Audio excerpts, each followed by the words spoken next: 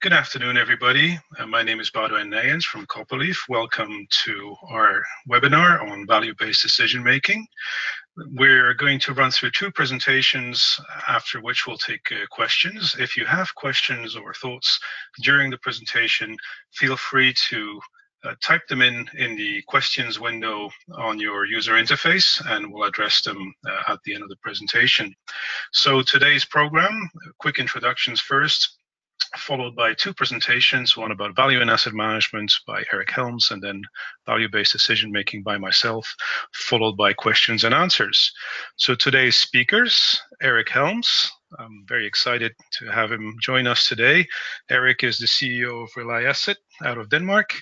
He's also a very influential member of the Global Forum of Maintenance and Asset Management, has done significant work in the area of defining the concept of value. So I'm very excited to have him here. Welcome, Eric. And myself, Bodo, I'm the CMO at Copperleaf. I'm also the chair of the Institute of Asset Management in Canada and work in the ISO group, TC251, that actually defines and manages the ISO 55000 series of standards. So without further ado, I'm going to turn it over to Eric so that he can first start explaining to us the concept of value in the context of asset management. Eric, over to you. Thank you very much, Bodevine, and thank you for this opportunity to speak here on this webinar. So as said, I'm going to talk about the value of asset management. And one question you can all ask yourself is, what is value to your organization? And this is actually a quite high-level question to ask, and not all CEOs may be able to have a brief and easy answer to that question. So why do we ask such a high-level question when we talk about asset management? Well, if we look at the definitions in the ISO 55000 standard on asset management, we first see the definition of an asset as an item, thing, or entity that has potential or actual value to an organization. Further, we see the definition of asset management as coordinated activity of an organization to realize value from assets. So we really have value all over the place in these definitions. So asset management is all about realizing value from our assets. And these definitions seems to be very well accepted in the asset management community. That I don't hear much debate about this. So this seems like a fairly solid ground to start from. So if we want to explore more about value, we could look for the definition in the ISO 55000 and look for the definition of value. And then we see there's no definition. So it's not defined in the ISO standard what value actually is. We can further look into the requirements of the ISO 55001 and see how many times the word value is being used in these requirements. And actually, surprisingly, it's not being used. So this leaves us in a place where we do not have direct guidance from the ISO standard to answer this important question, what value is to your organization or to our organization. And it actually means that a company can be certified in ISO 55001. But if we cannot answer this question, how can we be sure that our asset management system is actually ensuring that we realize value from our assets? So after this, I will take a look at the agenda. I will start talking about the financial value of asset management. I will talk about the Global Forum project, the value of asset management to the organization. And then I will talk about value in the just released version of the ISO 55002 standard. So first, financial value of asset management. When we talk about the asset management and financial value, there's one really obvious place we can start to look, and that is in the financial statement. And so how does the financial statement relate to asset management, and what can we get from that? Well, there are some certain benefits from looking at the financial statement. First of all, the financial statement does indeed report financial performance. It's uniform in structure, it's highly regulated using global standards of IFRS and GAAP. The financial statement does track asset value, purchase price, depreciation, does track CapEx and OpEx. They're publicly available, which means that you can not only see your own financial statement, but you can see the financial statement of your competitors and other companies in your industry. And we have a very big data available, freely available in XBRL data format. There are, however, some challenges about the financial statement in relation to asset management. And one of these challenges is that the financial statement may not reflect the realities of the assets in respect of value and the condition of the assets. Value and revenue is not tracked to asset types, so we cannot go into the details we need for asset management from looking in the financial statement. And the financial statements do not assess the associated risks, which is actually quite important, because just because your company had a good revenue last year, it may be because you were just lucky that a major facility which was not so well managed did not fail. Finally, it takes some analysis, as everything where data is involved. It takes some analysis to get relevant information out of it. One of the key KPIs from the financial statement investors typically look at is the return on invested capital. So if your company has private investors, this is a key figure for them, and it is actually determining for the evaluation of your company as well. Return on invested capital is the earnings over the equity and debt.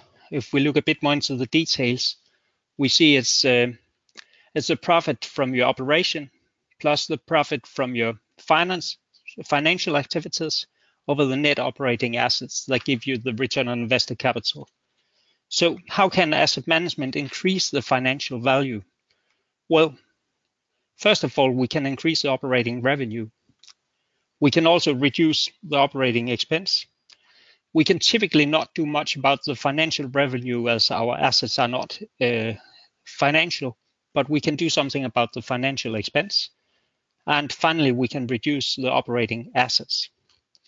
So if I give a few examples on what we can do to increase the operating revenue, well, we can reduce, first of all, we can reduce the downtime cost, so we produce more.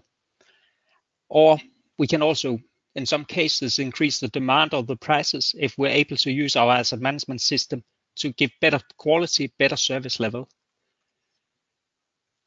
Often, asset management will address the operating expense, and it's very much we can do about the life cycle costs of our assets if we do proper asset management. Further, we can work with the work efficiency and work effectiveness on our current assets, and we can also lower the insurance rates if we're able to convince our insurance company that we have our risks under control through a good asset management system. Reduction of operating assets can come from right sizing of the capacity, so we have just the assets we need.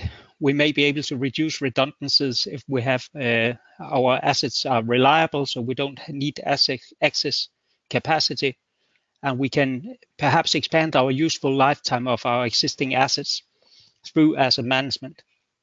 If we reduce our operating assets, we do have less assets we need to finance, so we reduce our debt and we reduce our financial costs. We may also be able to negotiate lower interest rates if we can convince our financial institutions that we have a solid asset management system.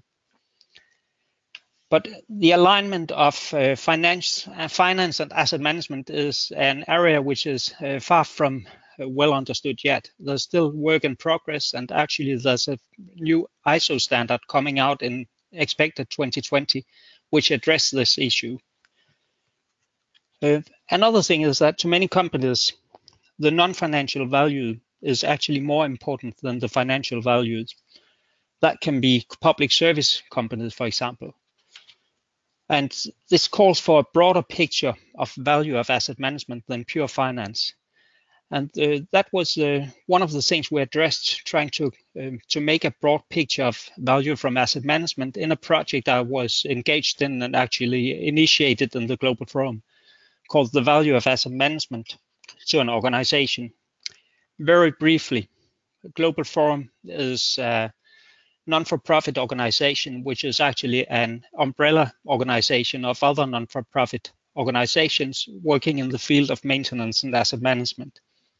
Many of the people who are engaged in Global Forum are also engaged in the technical committee of TC251 in ISO standard on asset management. So what was the driver behind this project was that we found the concept of value had too many open ends in asset management. And we wanted to develop a clear view of the value asset management can bring to an organization. And we saw a need to clarify this. First of all, we can see we already have discussed the definitions of asset and asset management in the ISO standard. And we can also in the ISO standard find this description about the benefit of asset management. And what it does is actually, it has very much content, it introduces many different concepts, and there's very much written between the lines.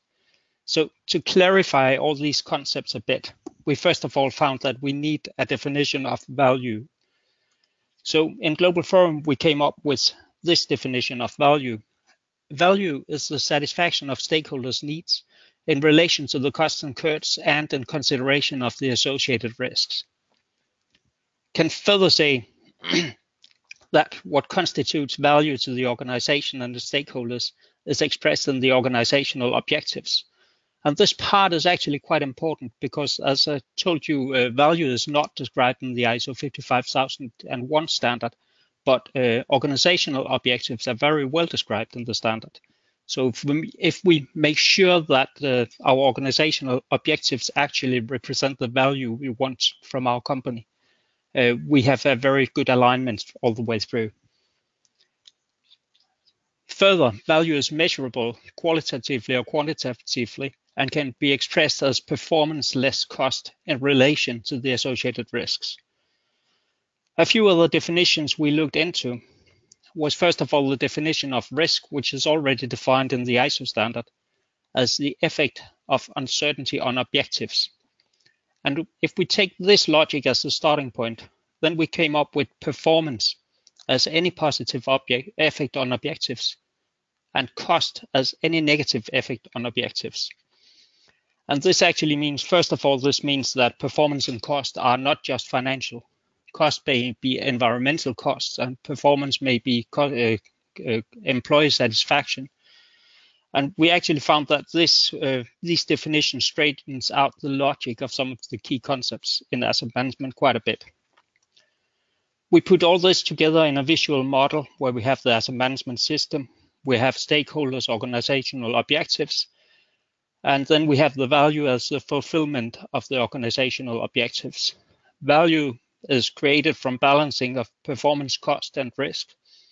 And that gave us this model. When we see the model, it looks static, but value is definitely not static. And we realize that things change over time. So to represent that, we added a third dimension to the model. So we have the time on the third axis. And this makes very good sense because in asset management, actually everything changes over time. Organizational objectives changes over time. Value drivers, value enablers, everything changes over time. And it also means that when we balance performance, cost, and risk to create value, we also balance across time. So we balance against short-term objectives to long-term objectives all the time. So consider this as a structured way of thinking and speaking. This was the intent of what we made in Global Forum. And I do recommend that you look into it. We can find all the material. There's a document out on GFMAM.org. It's all free for you to use and take inspiration from. There are also a couple of templates on intended use from this concept of value of asset management. So use it for your free inspiration.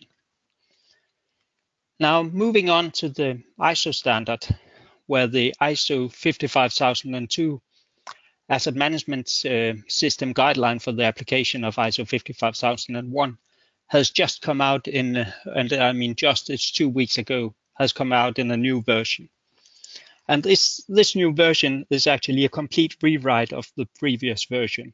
So it has doubled in size, and it has a lot of new and good content about and very good explanations about asset management and how you should implement the ISO 55001.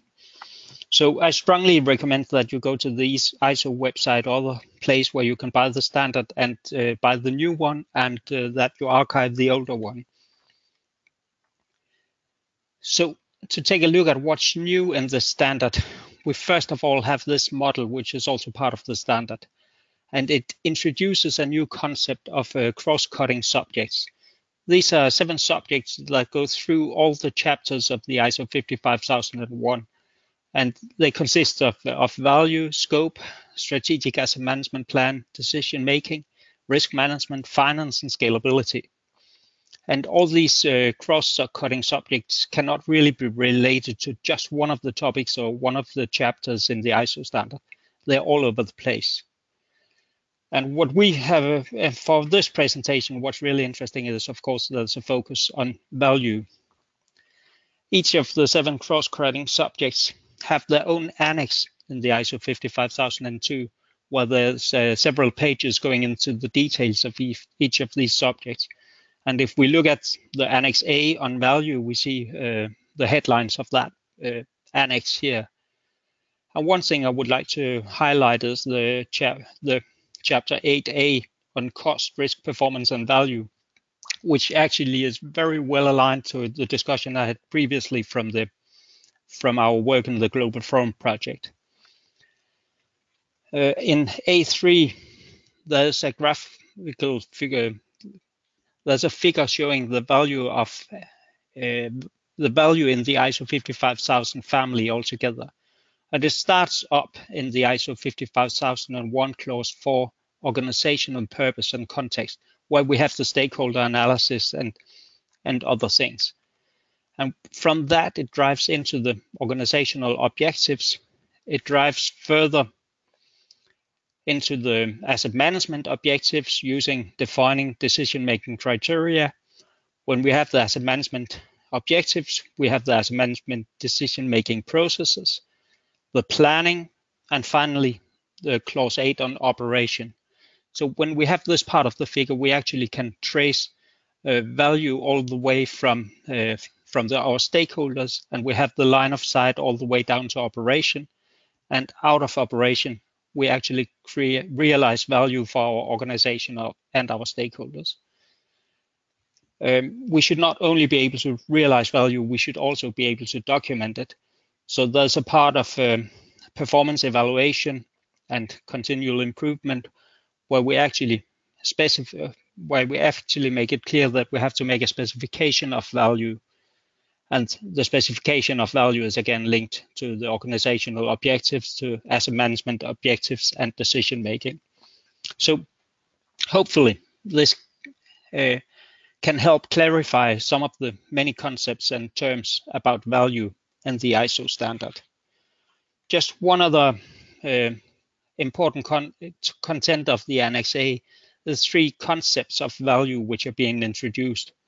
It introduces value generation, where we can say that is the value from the assets, and value determination, which is the value of the assets. And finally, it distinguishes to values, which is like the inner values of the company, the guiding principles of the company. So to sum all this up, I really think you should go back to the initial question of what is value to your organization, and then take inspiration from this presentation and the material I present briefly in it.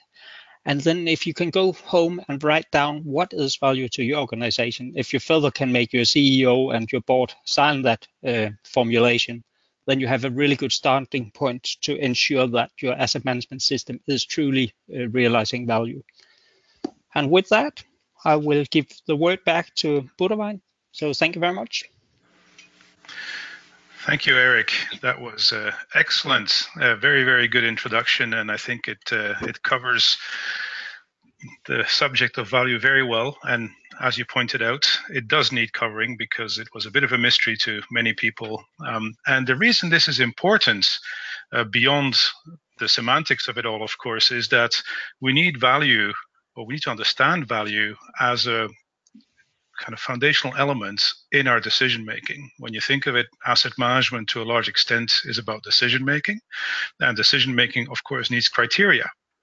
And needless to say, that value is going to become a very key criterion in this context.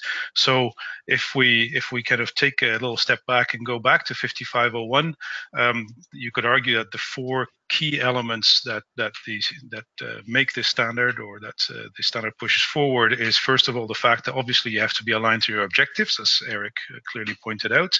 The fact that you actually need transparent and consistent decision making, which means that obviously we need a framework to make decisions, and value is going to be a very key component of that.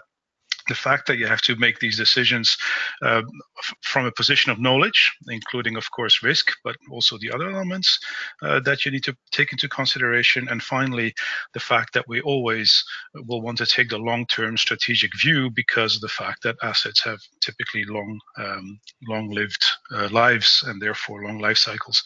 And if you want to sum it up, the way that Rhys Davis, who is the chair of TC251, always puts it, is in one word, what it really means is you need to be able to define in a quite confident way where you would apply your last dollar or your last euro within your asset base. So that is really what we're going to try to define now, is we're going to try to define how to apply value, the concept of value, in the context of decision making in asset management. Now, of course, decision making is not unique to asset management, far from there. It's a global challenge. I think we're all maybe just about okay at decision making, but we could all do better. And you just have to look at the amount of books that have been published about decision making to know that it's a topic which is near and dear to many people's hearts.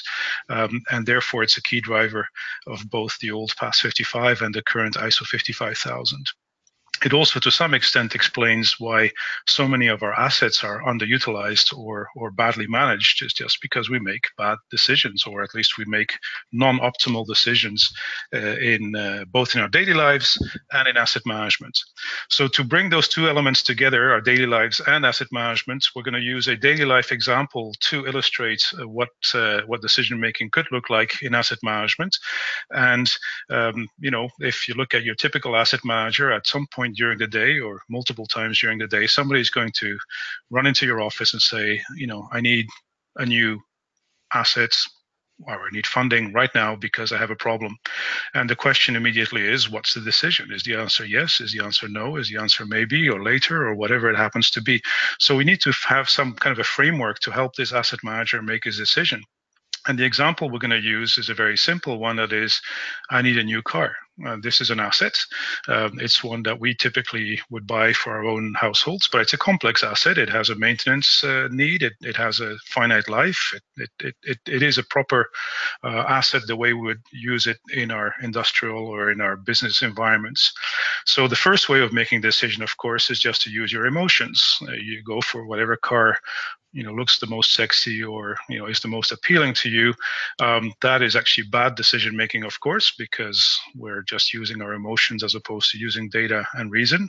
But we do kind of pull in our emotions when it comes to buying a car, in the same way that we pull in our emotions, or we use our emotions in many decisions, and often not in an optimal way, or often the emotions stand in the way. And therefore, to try to improve on that, we're going to actually kind of build a model on top of that. First, what we could do is, of course, bring in the experts.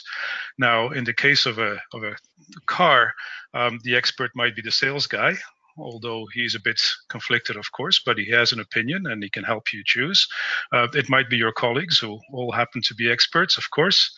It might be that you find literature, technical literature, which helps you make up your mind. There might be TV or radio shows in which the asset is being discussed at length, and you can take inspiration of that. And for us, living in Canada, because Vancouver, that's where I'm based for Copperleaf, we're very lucky because our Prime Minister, who is this gentleman, obviously is an expert in cars, as you can see. So there's many different sources of expert opinion that you can bring to the table when it comes time to make your decision. Now, this is good because, of course, the experts bring with them their opinions, hopefully based on past experience. It can be very subjective, though. At the end of the day, it's based on their experiences as opposed to necessarily on hard data, and therefore often based on limited data in the scientific sense of it, if you wish. And unfortunately, what it means is that you wind up with different versions of the truth. So in other words, you might wind up with 6 experts around the table shouting at each other, which only brings you a little bit closer to a decision. And therefore, very often you wind up with what we call decibel management. The loudest in the room will wind up winning the argument.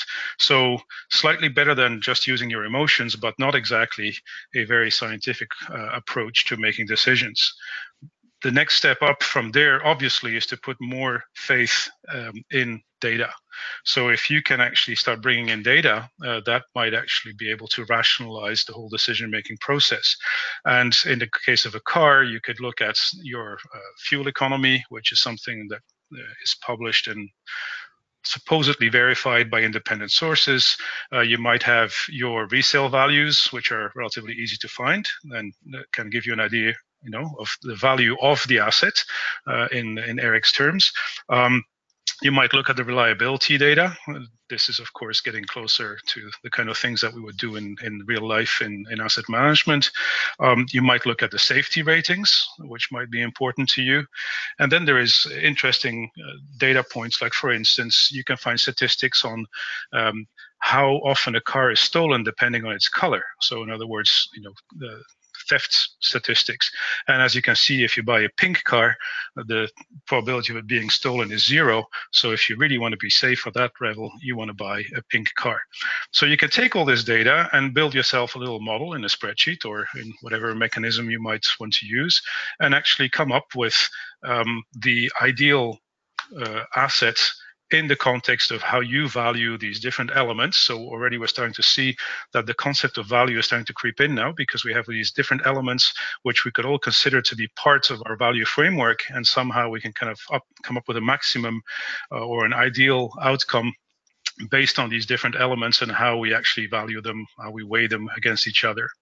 So in other words, this is becoming much more objective now. And in the case of asset management, we could therefore look at, of course, condition data, health index data for our assets, the criticality thereof, the costs in the broad sense, as Eric was mentioning, the benefits or the value that we're extracting out of the asset. And from there, started to rank the assets by computing some kind of ratios, maybe by computing the net present value over the time that we're going to use the asset. Only, of course, being very aware of the limitations of the different formulas that are behind these different elements.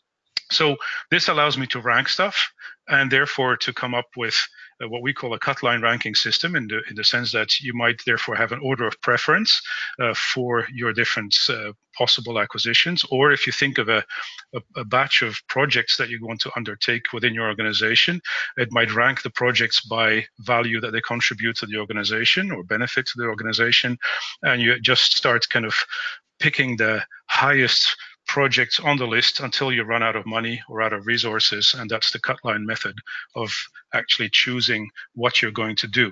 It turns out that that's not optimal. We'll come back to it in a second, but at least it's a much more rational way of looking at things. Eric mentioned a third element, and that's time.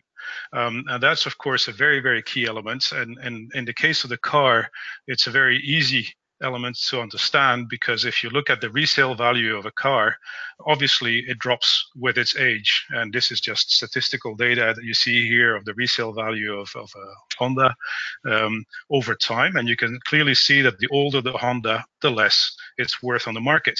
And the obvious reason for that is that as the car ages, the risk of it breaking down increases, or at least that's the perception of the market. And therefore, the price that the market is willing to pay for the asset keeps dropping with its age. And as Eric rightly pointed out, This is true for pretty much every element in the context of asset management. So it's true for costs. Cost changes over time. It's true for the risk, underlying risk of the asset failing. It's true for the benefits that the asset might deliver to us.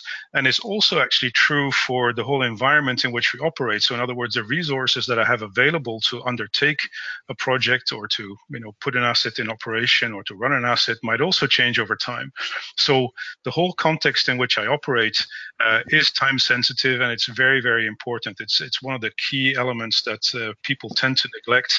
That is, we build a business case to buy an asset or to reinvest in an asset, but we actually do not make it time dynamic because that's complex to do, and therefore we're kind of fooling ourselves by assuming that the business case remains true over time, which is not the case. It does change because of all these elements changing over time.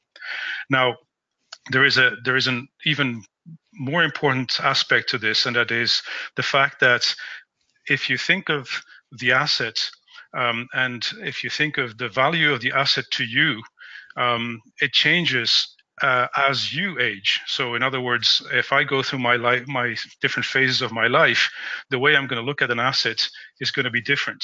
And this is exactly the same in our commercial industrial world. That is, there is windows of opportunity in which an asset or a project has value to me, and if I miss that window of opportunity, the value is largely gone. So think of the car again. If I'm 3 years old, the perfect car is this. But I don't have to explain to you that as soon as you're 18 years old, you have a very different view. You don't want that little push car anymore. You want whatever vehicle is roadworthy, because freedom is now the highest value that the car brings to you. And as soon as you have a bit of money, you're going to upgrade, of course, because you want to impress your friends and your potential girlfriends or boyfriends. So again, the value framework changes. And if you're successful in that mission, then you need a very different car because you have a family, you have to move the family around. So now the highest value in a vehicle is, maybe a minivan or something of that nature. And as soon as the kids are gone to university, you want to show how successful you are in business. So actually now it becomes a status symbol, and you're again looking for a very different car. And then when you retire, you might want to kind of go for a second youth and go back to a convertible. And when that thing becomes too hard to get into, you might wind up with a vehicle that looks more like this. And then unfortunately for most of us, the last vehicle we'll ever see is this one. So you can see that as I move through life, the value that I attach to the vehicle changes significantly. And in other words, if I wait too long to buy my asset, operate my assets, or to run a project, I might completely miss the window in which that particular asset had value to me. Like the little red push cart that I was so excited about when I was 3 years old is absolutely of no value to me when I move further in life, unless I want to pass it on to my kids or my grandchildren. So this is a very, very important concept, and it's something which again points to the fact that time is a very, very key element that we have to take into consideration. In particular, now in the context of asset management, there is another aspect to this, and that is that an asset left unattended will misbehave. So whereas in normal business cases, if you decide not to do a project or not to invest in an asset, there's no downside. If you already have the asset and you have to continue running the asset, there is actually a downside to doing nothing. Because the asset will degrade and eventually will misbehave and will create problems. So there is this loop that you always are in where you have your asset, the asset generates risk, you have to keep investing to actually keep that investment under control, that asset under control. So there is a cost to not doing in asset management, which is quite a unique concept and very important to understand. And what we see people do now is actually compute over time what the cost of not doing is worth to their organization. So in other words, the less I spend, how much more risk am I exposing, and at which point do these two lines start diverging? So if you see here, the blue line is the savings. So basically, like how much am I saving by doing less or by investing less in my assets? And the red line is the risk that I expose in doing so. And you can see that at some point, the two curves start diverging.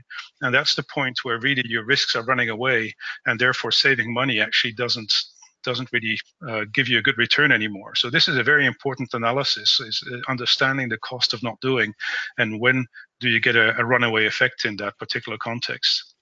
So then Eric rightly pointed out that value is in the eyes of the stakeholder, of course. And in the case of the car, you might have many stakeholders. This is just a fictional example, of course. And every one of those stakeholders might have a different definition of value or might have different things they're really interested in.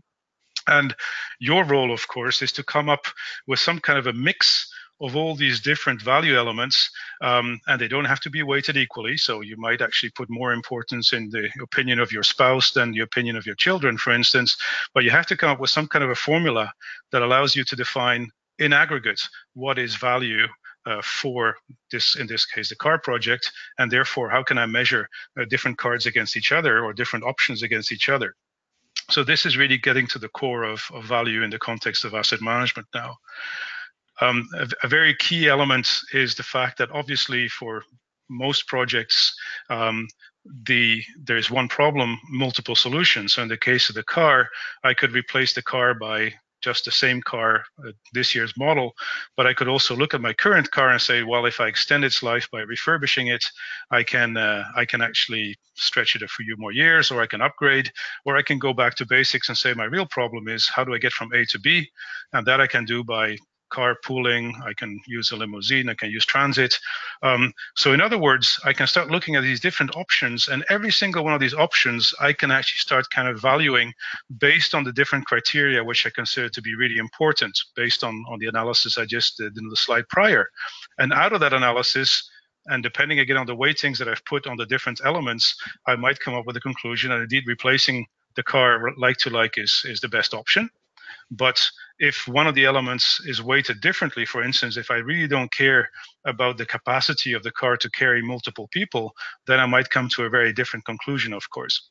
So understanding the value elements and how they kind of connect or how they weigh relative to each other is a very important aspect indeed. So in practical terms, what that means is that you have to somehow come up with literally a mathematical expression of what is value to you as an organization, so that you can systematically apply this to all decisions that you're making in the context that Eric was describing earlier. So in other words, you have to understand your strategic goals. You have to translate these into value measures and something that is actually measurable, so that you can actually turn it into numbers if you wish. Risk obviously is a key element in that, we should not forget. And then there's what I call the financial parameters here, which is really the rules of the game. So make sure that you always use the same inflation rate, the same exchange rates, internal cost of capital, etc., so that we actually are comparing things that are comparable. And if I have that, then I can start looking at my different projects or the different options within a project and compare them by actually sending the business cases, if you wish, through a value function to crunch the numbers and to actually come up with the benefits that I extract out of that project, both individually and in aggregate for the project as a whole, by adding up the different benefits or the different value elements that I get for the different criteria that I think are of interest to me. And that will allow me to choose, of course, which of the projects is most relevant. Now, we could do this in isolation. I could take a project in isolation, look at it and say, okay, well, I've looked at the three options and option number 2 was the best. Therefore, I'm going to do this project. But then we have what we call the salami effect. In other words, the fact that every decision is taken in isolation. I'm salamying myself to death in the sense that as in this picture, I cannot see where the end of the salami is. I might run out of resources halfway through the year or out of money halfway through the year without seeing it coming. So best practice, of course, is to build a portfolio in which what you're doing is you're actually taking not only the one project that I'm looking at, but actually all the projects that are happening within my budget or within my department or within my company, and I'm putting them in competition with each other. So I have to be able to value all these projects using a similar methodology, so that I actually can compare, buying a dishwasher to replacing the car to sending the kids to school. And the decision that I might come to in the context of a portfolio when I start comparing the value of all the projects might be different than the one that I came to by looking at the car project alone. In other words, I might decide that actually putting the kids in school is actually much more important than buying a car, and therefore I am going to move more money into the back to school project, and I will just refurbish the existing car at a lower cost, a lower value. But overall, for the organization, I am extracting a higher value because putting money into the back to school project gives me a higher value altogether. So this concept of putting things in portfolios and looking at it at a portfolio level is very important. And that really kind of brings us to the end of the discussion, where what we're now having, therefore, is this holistic view where at any point in time, I have candidate investments, things that I like to do within my organization. They might come from my existing assets. They might come from ways of changing the business, improving the business, expanding the business. First thing I need to do is have this common methodology that allows me to assess the value of every single one of those possible projects, put them in portfolios, and then optimize the portfolio in the sense of literally applying math to make sure that I'm picking the best combination of what to do when. And that gives me my plan, possibly 3 to 5 years out. I can then get that plan approved, which then kind of turns it into a budgeting phase. I start executing the projects that I decided upon. And as they mature and as they execute, there might be small changes. So I want to make this a little plan, do, check, act loop here. And at the other end, of course, for my existing assets, as we said that they invariably degrade over time, I actually want to predict far into the future what the behavior might be, and therefore what I might need to do to them to protect the value, or in other words, to avoid risk, by building an asset lifecycle strategy, a long-term plan. And by doing so, I also introduce this concept of time into my decision-making, which is so important, as was highlighted by Eric. So in decision-making and asset management, the lowest level of decision-making maturity that we often see is bringing in the experts. Ideally, you want to combine that with data so that you become a bit less emotional and more rational about it. You might actually make everything time sensitive, which is an important third dimension, as we heard. Then you might actually want to build a real, I'd say, robust value framework on top of that, so it allows you to really start comparing apples with pears in a very rational and a very effective way. And finally, you might want to really start building in this concept of options on your projects so that you have more flexibility and the ability to build portfolios that you can then optimize using advanced techniques to make sure that you're actually extracting the highest possible value out of your portfolios of projects that you're trying to produce. So, in other words, many different ways of making decisions. And of course, the decision-making model will depend on the complexity of the decision, the criticality thereof. If the decision is, should I buy myself an extra cup of coffee? Obviously, you're not going to spend time building a value framework for that. But if the decision is, do I buy a new car, or, do I replace a few turbines in my factory? Obviously, yes, you need a more advanced system to decide upon that. Data removes emotions, and this is a key element. Also understanding that we will never have perfect data, so you just have to start with what you have and build from there. Ensure that all the costs, risks, and benefits are considered, very much in line with what Eric was saying. So, and remember what Eric said, that his value goes beyond the financial aspects. This is key. Value could be, very non-financial by nature, environmental aspects, customer satisfaction, employee satisfaction. All these elements count. And ensure that you have a value function that actually allows you to kind of compute this value and evaluate it in a consistent way throughout the organization and throughout time.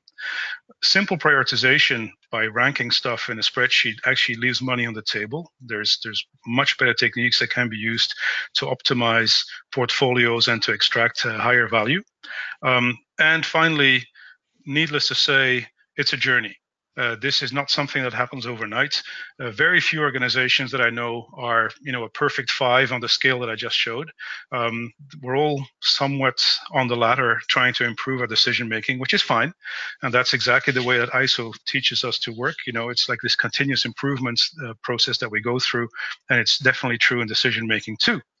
So with that being said, I am going to turn it over to all of you for questions. Eric is still with us, so feel free to ask us any questions that you want by using the question box, and we'll certainly attempt to answer them.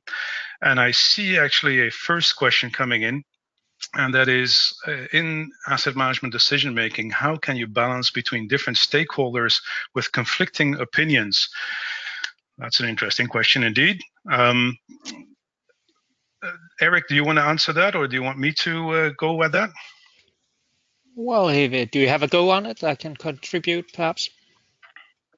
Okay, so I would say very often you do have stakeholders with conflicting opinions. So the first element is, of course, are all the opinions of the same weight? As in, I might have many stakeholders, but there are stakeholders I might consider to be primary versus others which I might consider to be less important to me, just in harsh real life.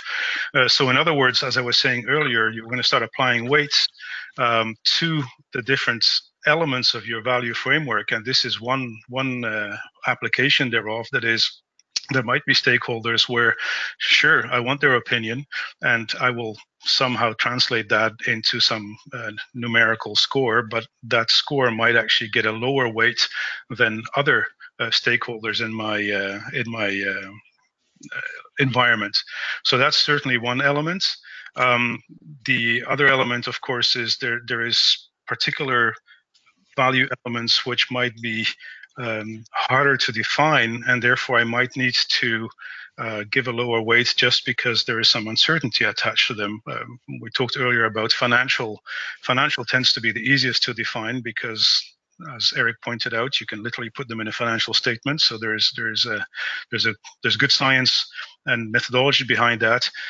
Employee satisfaction, on the other hand, might be much more difficult to measure, and therefore you might want to be careful to not give that too much weight, because you might actually be fooling yourself by introducing data which is not as reliable.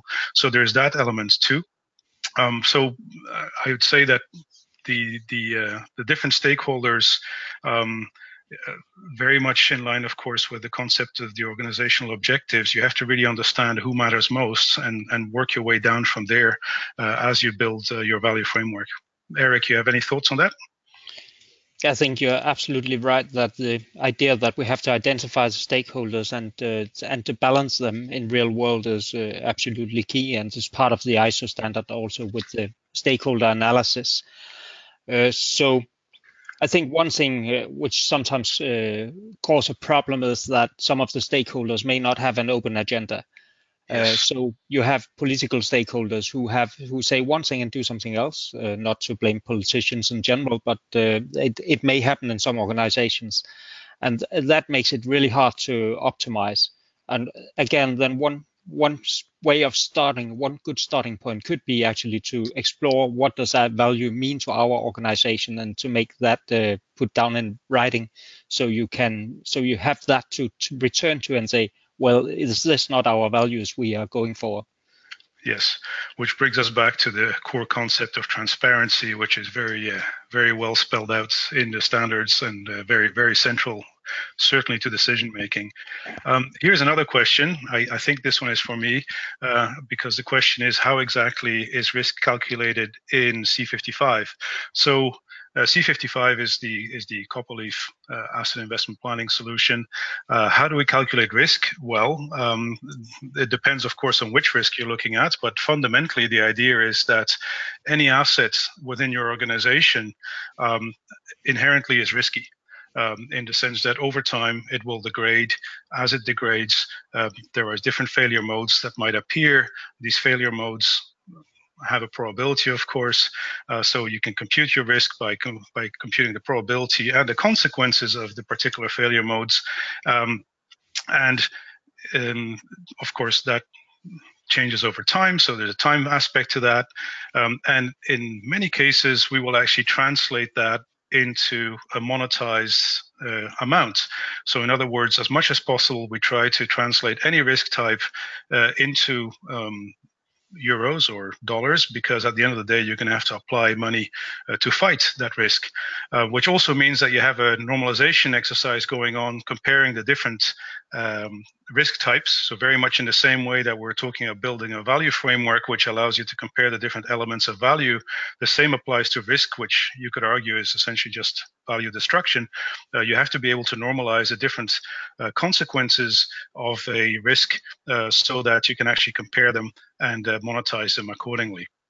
So that in a nutshell would be for asset-based risk, which is a key element. Of course, you might have other risks which are non-asset related. Those typically, in similar terms, will be evaluated and monetized, so that at the end you can build an aggregate score of what's the risk situation that you're facing. I see another question coming in. Multi-attribute decision-making methods basically presume that the decision criteria are independent. However, in real life, it is not the case. How do you manage it? Good question. Again, Eric, do you have any thoughts on this, or do you want me to go for it? No, if you have a go on this one. Okay, so this is an interesting question indeed. I'm trying to think how to answer this in the most succinct way. So basically, let's see, how do we attack this? This is an interesting one. I'm going to think about this. I have another question coming in, and I'll come back to this one because I want to come up with a succinct answer, which is not a trivial one. I have another question, which maybe, Eric, in the meantime, you can answer, because you mentioned the financial costs that you can influence through asset management. And one thing which we hear a lot about is actually insurance. As in, if I'm good at asset management and if I have a good asset management framework in place, I can get rewarded by actually lowering my insurance costs, because I can actually assure you that I'm a lower risk organization. Is this something that you see in real life, and is it a factor that we should consider? Therefore, I certainly think it is something we should go for. I have had discussions with insurance companies on exactly this topic, and the response was a bit vague. It was like, one of the things we will take into consideration in the final negotiations kind of answer. But I think perhaps it's only until we are more mature in explaining that a really well-established asset management system will reduce the risk of the whole company. When we are able to explain that, I think it will be appreciated by insurance companies, just pure normal competition. Yes, it's interesting. By chance, I was discussing yesterday asset management with organizations in Brazil in the utility space, and there it's now nearly the opposite. The insurance companies are actually coming to the utilities, strongly recommending that they actually start looking more seriously into asset management, because they have pretty much a set scale now by which they will give you a discount if you can prove that you have achieved some level of maturity in asset management. So there's certainly something changing in the perception of the insurance market with regards to the value of asset management as a risk control environment, basically. All right, I'm seeing a second question which might be linked to the prior one, and that is, how does your approach help select from projects that are not mutually exclusive? Clearly tied into the previous question, where we're dealing with the fact that decision criteria might not be independent. So projects that are not mutually exclusive, of course, essentially means that you have potentially dependencies between projects, which is, I guess, one way of not having independent decision criteria. So that is one of the aspects that you might actually need to build into your multi-attribute decision-making process, is the fact that you do have dependencies. And the dependencies could, of course, be of the nature of, I can only do this after I've done that, or I have to do them at the same time. These are just additional constraints you put on your decision-making framework, and that works quite well. the idea that projects are not mutually exclusive is also important to understand in the context of if you're going to obviously look at different options. Typically, the different options are mutually exclusive. So in other words, if I look at 5 different ways of solving the problem, well, it's either I replace the car, or I refurbish it, or I kind of changed mode of transportation. So those are mutually exclusive, and we should understand that. But then between projects that I have within a portfolio, of course, I might have projects which are very much the opposite. That is like one relies on the other, or one can only happen after the other, or not, or one can only happen independently of another. So there's ways of describing that within your decision-making framework to make sure that you're honoring all those different dependencies or not that you might have between different options within your portfolio. Seeing another question coming in. In a complex decision-making process, there are experts and decision makers involved. What is the best way of filtering expert-produced information to decision makers? They do not need the same level of information. So I guess what we're saying here is that the experts are not necessarily, that the experts have information, the decision makers do not necessarily have all the information. How do we make sure that that they can work together? And I think my quick interpretation would be that's exactly why we're trying to put in place a pretty rigorous framework by which we try to codify the knowledge of the experts into elements that are understood by the non-experts, which might be the decision makers, management in general. That's why data, the fact that we monetize everything, or that at least we come up with some kind of a value framework to kind of put things in buckets so that I can actually start quantifying elements, and I can show the aggregate effect of different elements together will allow me to make better decisions. It also allows me, as I said earlier, to describe the cost of not doing things which might be not very apparent to decision makers in an intuitive way. So it's a matter, as much as possible, of quantifying elements and making them comparable so that we understand orders of magnitude, that we understand costs, that we understand risks on common scales, and we can work from there. Eric, any thoughts on your side? Well, I think some of these questions go in the same direction. It goes into the very details of a decision-making method. And I think I fully agree with you that there's a need for the mathematical optimized decision-making. And I think that need is only going to become more and more urgent as techniques like artificial intelligence are actually going in and taking some of the decisions in asset management in the future. But I do think there's also parallel to the very detailed approach, there's also a need to keep an eye for the big picture and actually always have eye for sight of what is the value we are trying to achieve. So we don't get lost in models and details and lose sight of the big picture. What is actually the value we're seeking? So I think we need a clear picture of the value as to supplement all the detailed decision making. I don't know. Absolutely. And actually, it's an interesting challenge because, of course, if you want to have consistent decision making, you're absolutely right.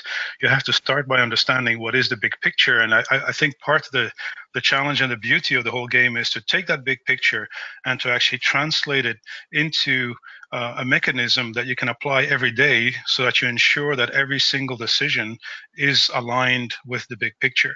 And that's really what we were trying to impose through the value framework and the little diagram that I had, where I'm trying to incorporate, the strategic objectives, turn those into metrics, turn those metrics into something that actually I can use to evaluate every single decision that I'm making, so that I have this assurance that every single decision, big or small, is in alignment with the big picture and with the strategic objectives of the organization. That's absolutely key. Yes.